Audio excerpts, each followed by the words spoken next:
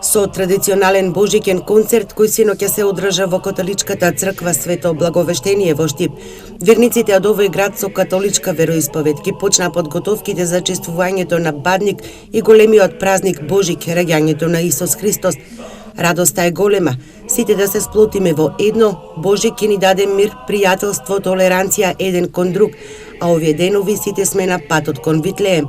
Честитајќи им го празникот, со оваа порака и со зборовите «Христос се роди», на верниците им се обрати парохот на католичката црква во Штип, Тони Ангелов. Бог е со нас, во нас и меѓу нас. Тоа вчера вечер, тука на тој божиќен концерт, стварно не соедини, а денес вечер уште повеќе ќе не соедини, бидејќи го чекаме спасението, го чекаме тоа мало детенце да се роди во таа Витлеемска пештера и со тоа го започнуваме ние Божик.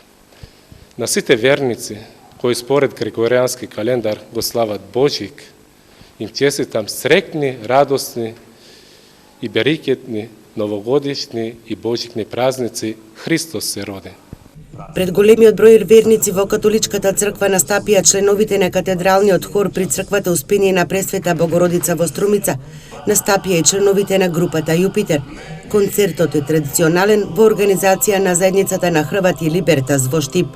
Штипјани без разлика на својата вероисповест ја наполнија црквата и ужива во прекрасната изведба. Почестена сум што и многу големи луѓе, да кажем, од градоначалникот па понатаму ни дадоа значење на самиот случај.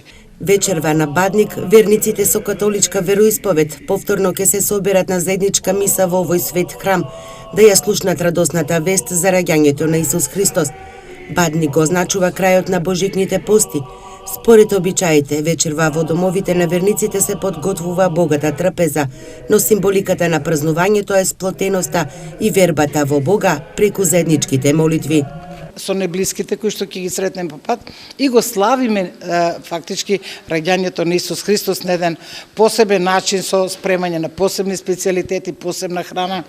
Не дека и другите денови или некој друг не готви, меѓутоа останала една традиција која што е врзана за хрватската кујна или воопшто за тој христијански свет, каде што, да речем, чурката, штрудлата, маковњачата се дел од исхраната.